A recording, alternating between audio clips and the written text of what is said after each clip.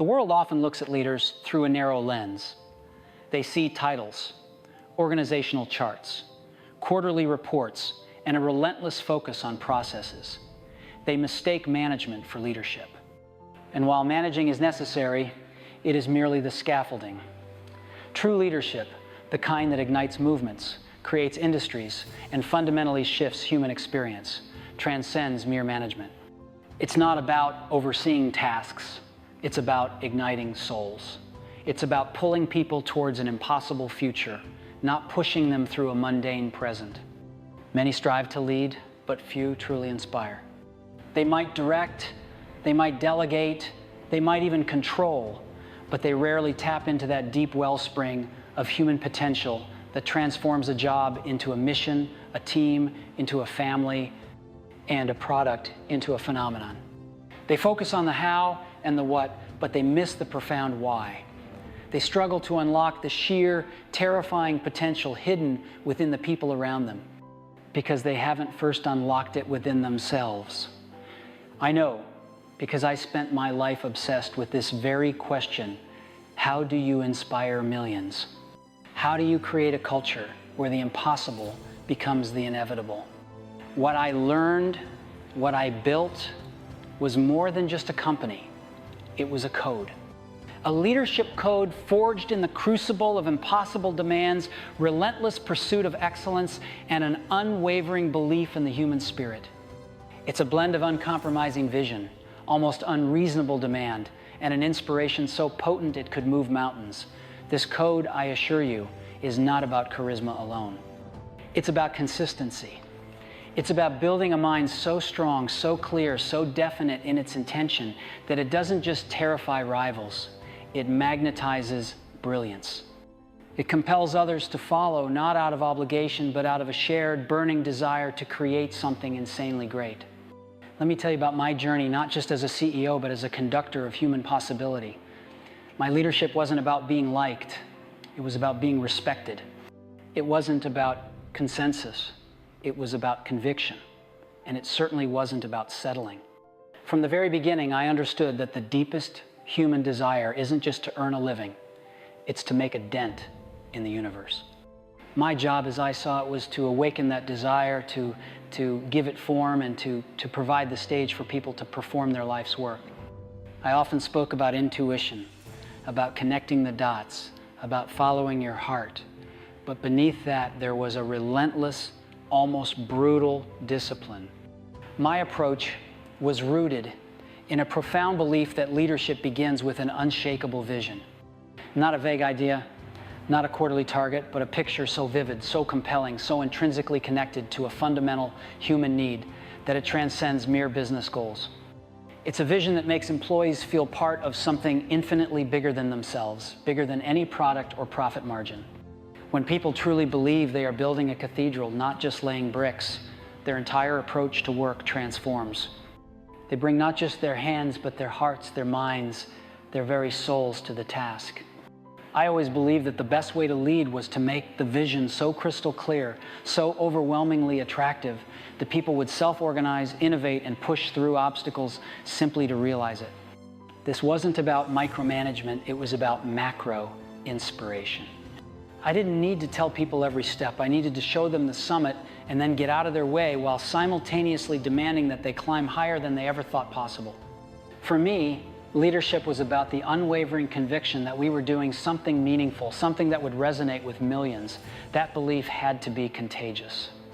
It had to be felt in every meeting, in every product review, in every seemingly insignificant detail. Because when the vision is that clear, that compelling, it becomes an internal motivator, a driving force that bypasses the need for external prodding. It allows people to tap into their own deepest wells of creativity and resilience. It's a form of what some might call auto-suggestion for an entire organization. You consistently feed your team the narrative that they are capable of greatness, that what they are building is revolutionary, and over time that becomes their reality. They begin to act as if they are the best, and soon enough, they become it.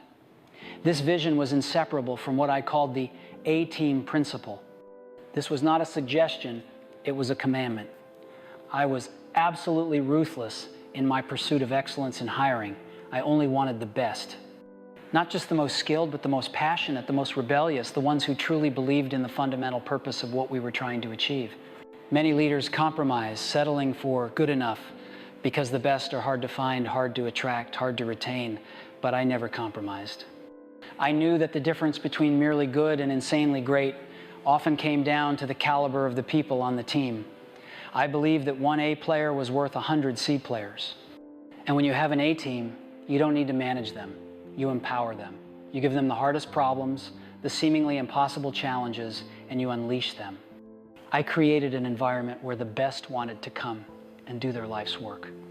This meant not just offering competitive compensation, but more importantly, offering something far more valuable, the opportunity to create something truly significant. The opportunity to be part of a team that was pushing the boundaries of what was thought possible. The opportunity to look back at their careers and say, I built that. I was part of something that changed the world. That's a powerful magnet, a hook that pulls true talent.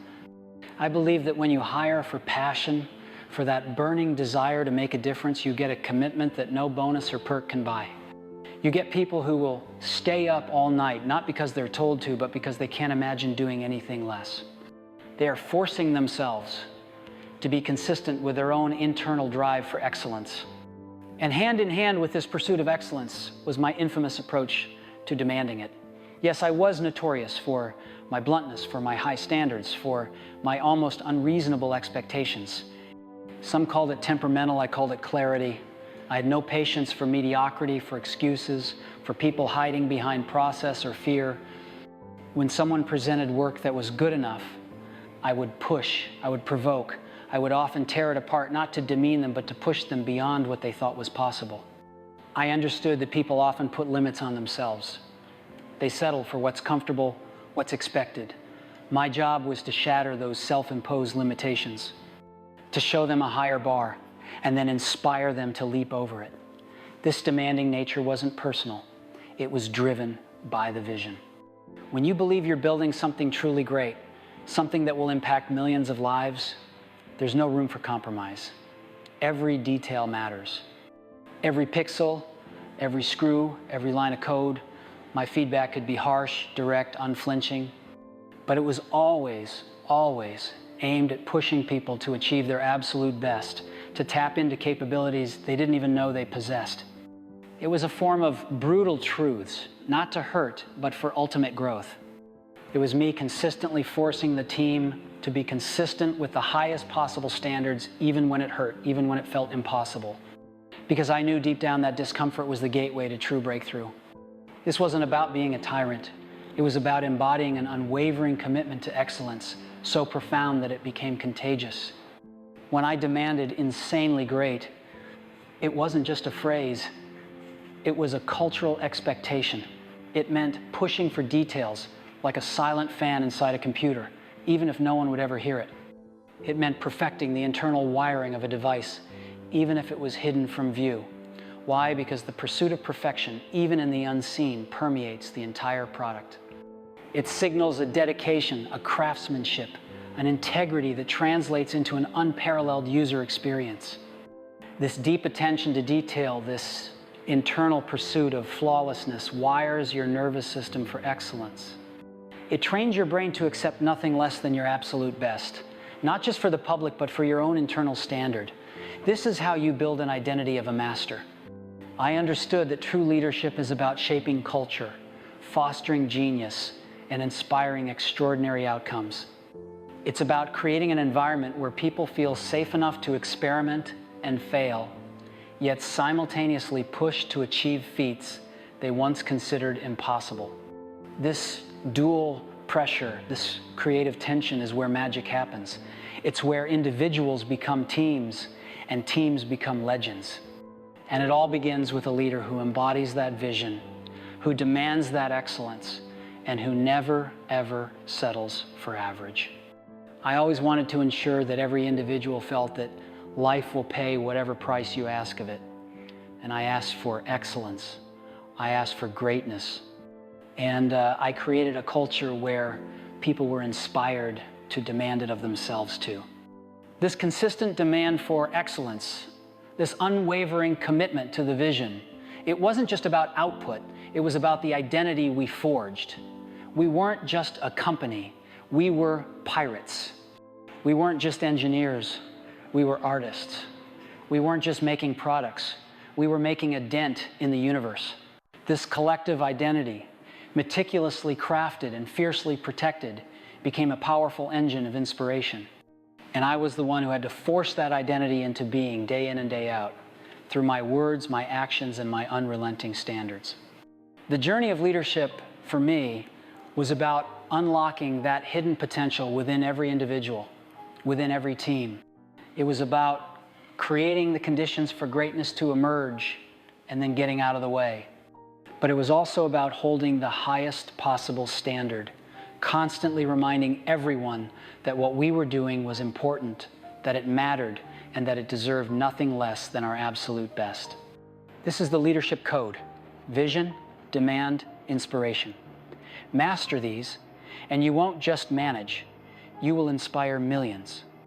Now, let me share how this leadership code, this blend of vision, demand, and inspiration manifested in action.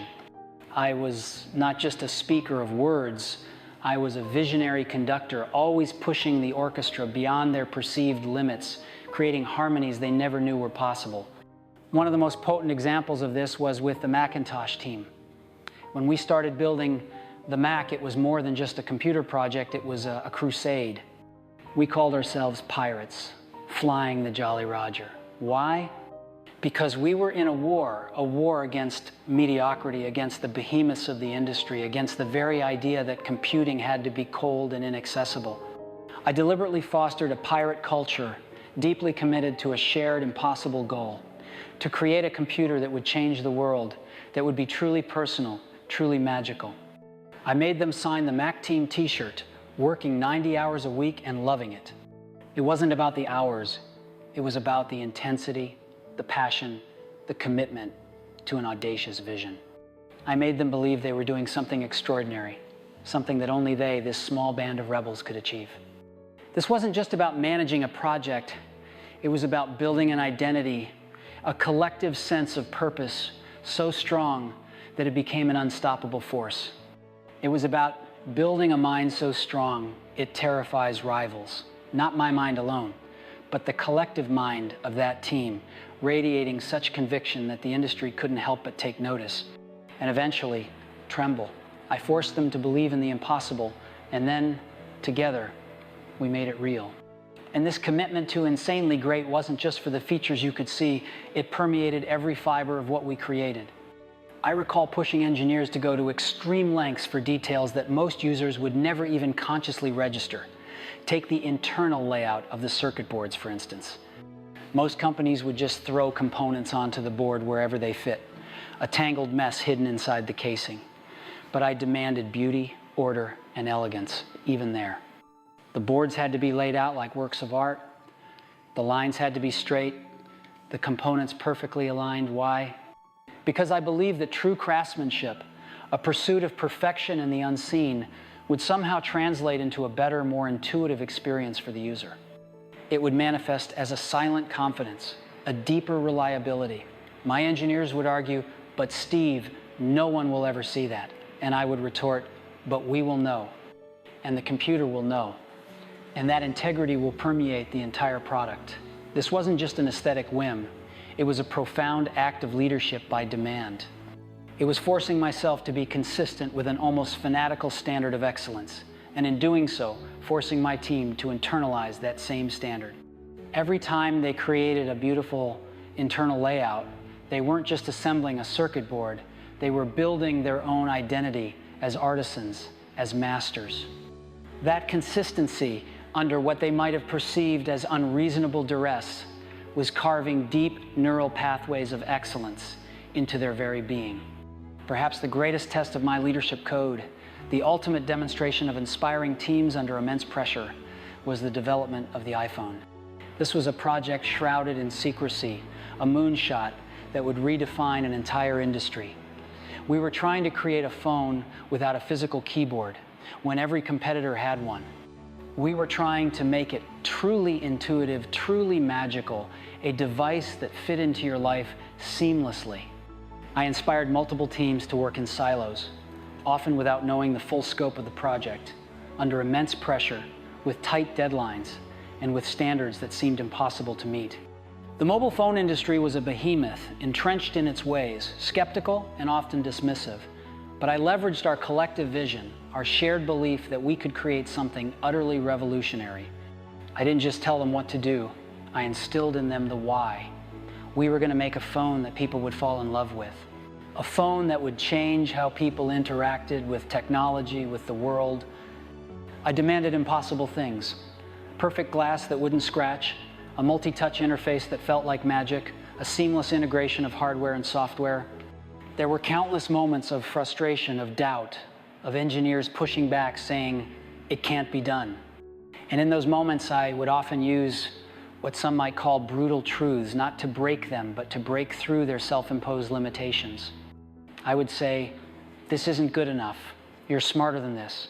We can do better. It wasn't about ego. It was about the product, about the vision. It was about forcing them to reach for their highest potential, to find solutions where others saw only dead ends. This kind of demanding feedback, though sometimes painful in the moment, is ultimately for growth.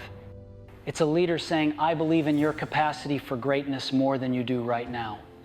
It's a constant act of forcing yourself to be consistent with uncompromising standards because you know the potential impact of what you're building. This demanding approach, coupled with an inspiring vision, created an environment where people did the best work of their lives. They might have cursed my name in the moment, but later they would look back with pride, knowing they had been part of something truly extraordinary. They learned that the greatest achievements often come from pushing past the point of comfort, past the point of perceived impossibility. They learned that true satisfaction doesn't come from ease, but from the relentless pursuit of excellence. They built a collective identity as the team that changed the world, and that identity became their greatest reward. They saw that the strength of our collective mind truly could terrify rivals, not through aggression, but through sheer, undeniable innovation. Now, let's translate this code, my leadership code, into actionable takeaways for your own life, your own teams, your own sphere of influence. This isn't just about managing projects. It's about leading people to greatness. First, craft a compelling vision. This is the bedrock of all true leadership. Can you articulate your purpose, your mission, in a way that truly inspires others, a way that transcends mere tasks, metrics, or financial goals?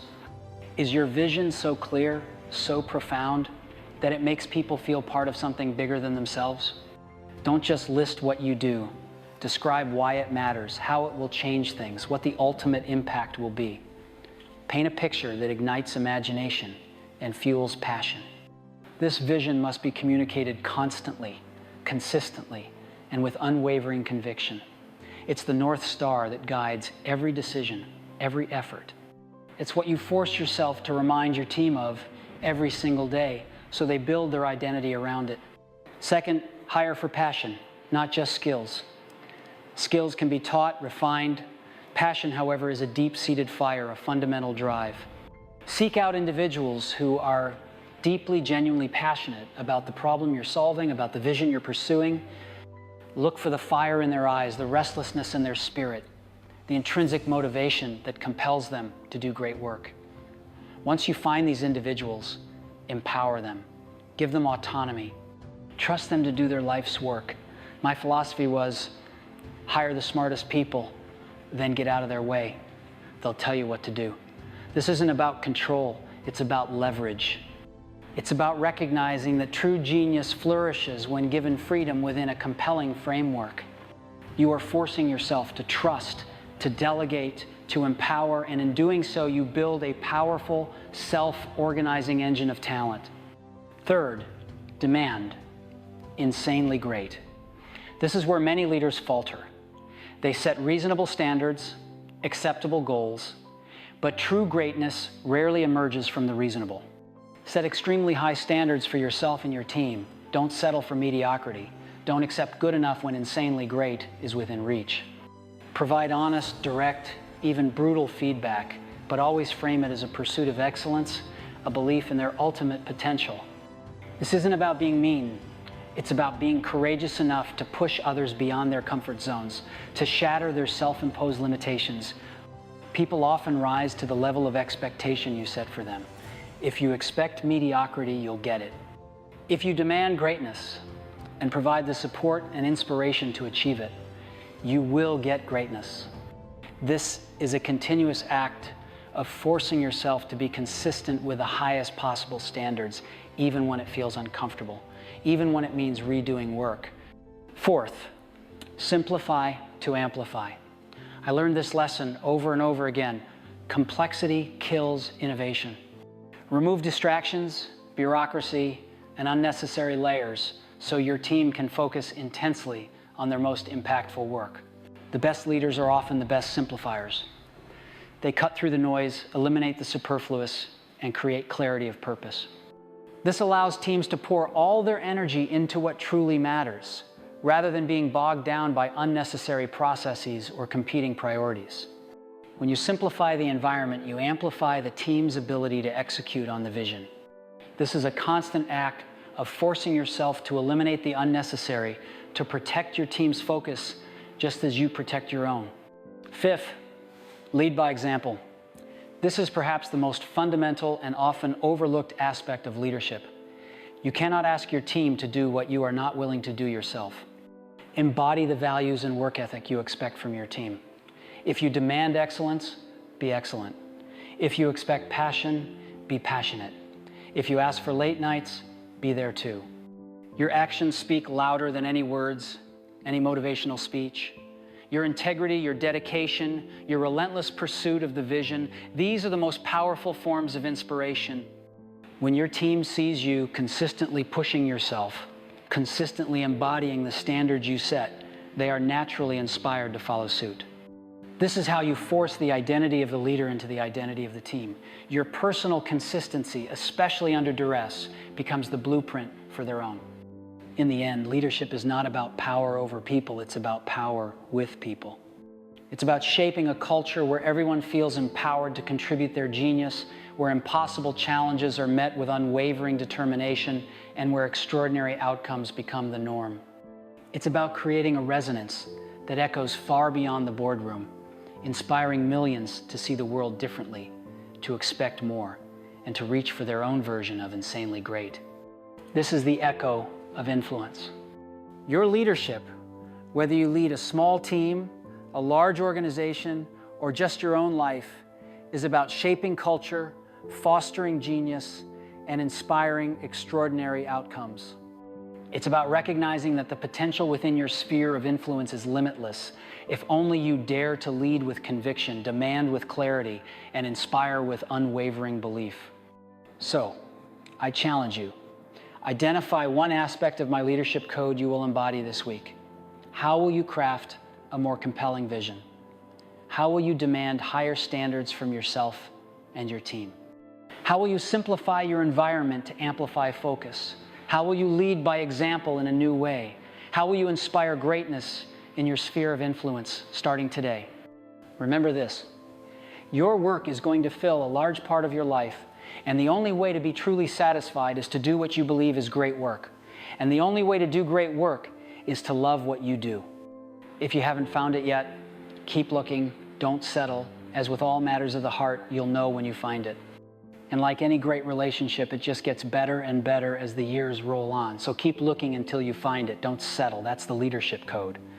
That's how you inspire millions.